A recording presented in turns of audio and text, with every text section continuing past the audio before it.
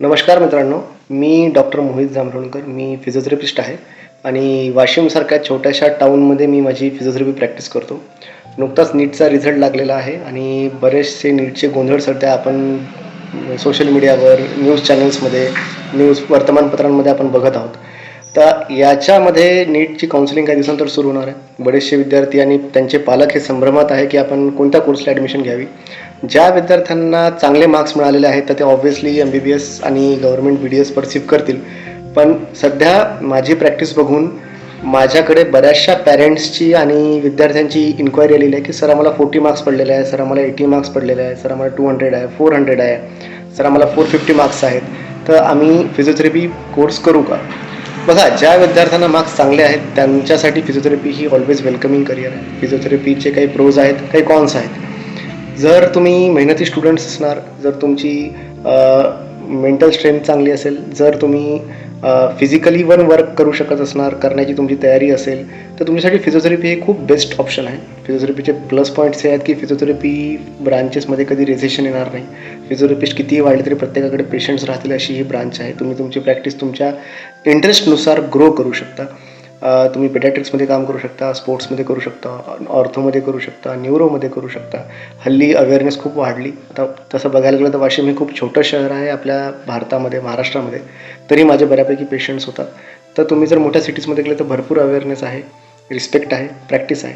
पण हे करिअर हे बाकी मेडिकल फॅकल्टीसारखं नाही. तुम्ही जर फिजिओथेरपीच्या हॉस्पिटल्समध्ये किंवा फिजिओथेरपीच्या क्लिनिकमध्ये गेले तर तुम्हाला कुठेही त्यांना मेडिसिन्स देण्याचं वर्क फिजिओथेरपिस्ट करत नाहीत. सलाईन लावण्याचं वर्क फिजिओथेरपिस्ट करत नाही. 12वीच्या मुलांच्या डोक्यामध्ये डॉक्टर म्हणजे स्टेथोस्कोप, मेडिसिन, सलाईन, इंजेक्शन हेच त्यांच्या डोक्यामध्ये असते. फिजिओथेरपिस्ट मुळात हे काम करत नाहीत. फिजिओथेरपिस्ट हे एक्झरसाईज देण्याचं काम करतात. एक्झरसाईजने पेशंट बरं करतात. मशीन्स लावतात. मशीन्सने पेशंटचं पेन कमी करतात. मशीन्सने पेशंटच्या मसलची ताकद वाढवतात. स्पायरोमीटरने किंवा लंग्स एक्झरसाइजेसने फुफ्फुसांची कॅपॅसिटी वाढवतात.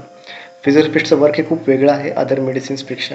आणि जर तुम्हाला मार्क्स कमी पडले आहेत आणि तुमची जर ड्रीम ब्रांच तुम्हाला मिळत नाही आहे म्हणून जर तुम्ही फिजिओथेरपीला ॲडमिशन घेत असाल तर चुकूनही तसं करू नका.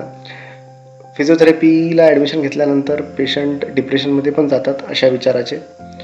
आणि जर तुमची खरंच इच्छा आहे फिजिओथेरपी प्रॅक्टिस करण्याची किंवा फिजिओथेरपीमध्ये करिअर करायची तर माझा तुम्हाला ऑनेस्ट सल्ला हा राहील की तुम्ही तुमच्या मार्क्स व्हॉटेवर जे काही असतील तुम्ही तुमच्या नियरेस्ट एरियामध्ये जो फिजिओथेरपिस्ट आहे त्याच्याला जाऊन भेटा. त्याचे व्ह्यूज तुम्ही समजून घ्या, त्याची प्रॅक्टिस कशी आहे तुम्ही तेही समजून घ्या आणि त्याच्याबरोबर काही दिवस प्रॅक्टिस करायचा प्रयत्न करा. त्याच्यासोबत त्याचे असिस्टंट बनून राहा. त्याच्या क्लिनिकमध्ये तुम्ही बसा, क्लिनिकमध्ये तुम्ही थांबा. तो कसे पेशंट हँडल करतो, तो पेशंटवर काय ट्रीटमेंट करतो ते बघा.